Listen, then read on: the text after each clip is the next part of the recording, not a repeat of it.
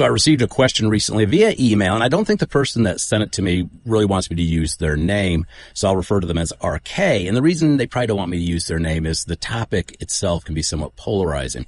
But the question that they asked, and I did provide a response to them, but I also said I'll probably address this via video, because their question is actually a really good question. And it goes back to a few months back when I was getting tangled up into a particular conversation regarding bands who choose to continue into the future with a largely different lineup. Maybe there's only one or two classic members in the band filled out by new members. And it's a very polarizing topic. Fans have different opinions on that.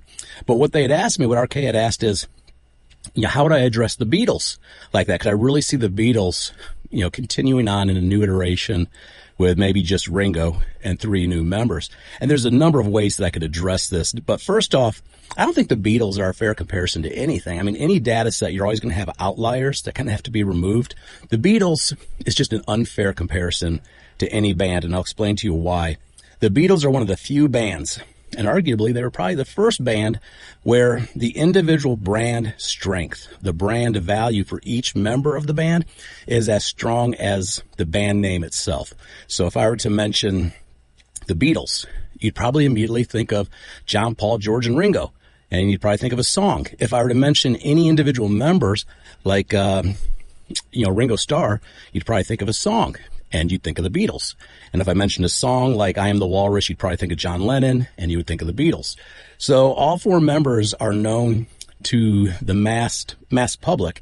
Even if you're not a fan of the Beatles, you know the individual members by name. You can make that affiliation.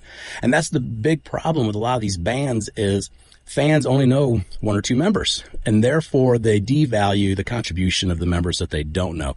So you can't really use the Beatles as a comparison for anything. Now, with that being said, to really dive into it, do I think the Beatles could continue on with a wholly new lineup and maybe 1 classic member? Sure. But I think it would take a very special combination of events to occur. So, for example, the first thing, and this holds true for any band that I think would want to continue on into the future with the potential of a new lineup, the first thing that would have to happen is any classic or founding member would have to be very vocal in their support of the new iteration. It would require, Paul McCartney to come out and say, this is the new iteration of the Beatles. I support what they are doing. They represent our legacy. They'll be carrying the torch forward. They represent our songwriting styles and the things that we believed in as a band. This is our future. If they were very vocal with that, I think the fans would go, okay, if it's good enough for Paul, it's good enough for me to check out. The second thing that would have to happen is any new iteration of a band has to be very vocal and very clear in their support of those musicians that laid the foundation for that band.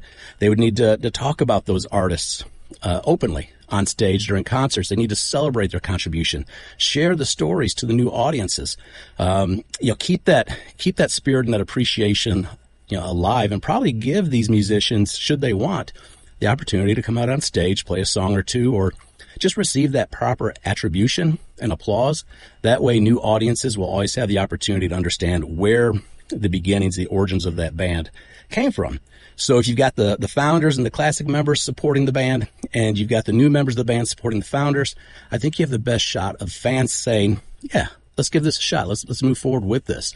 Where it starts to fall apart is when bands split and the members go to war with each other, because now you're dividing your fan base and you're just not being very efficient with the opportunity. So yeah, I do think the Beatles could choose to do it, but that's what it would kind of have to look like. But as always, that's my 2 cents. Let me know your thoughts.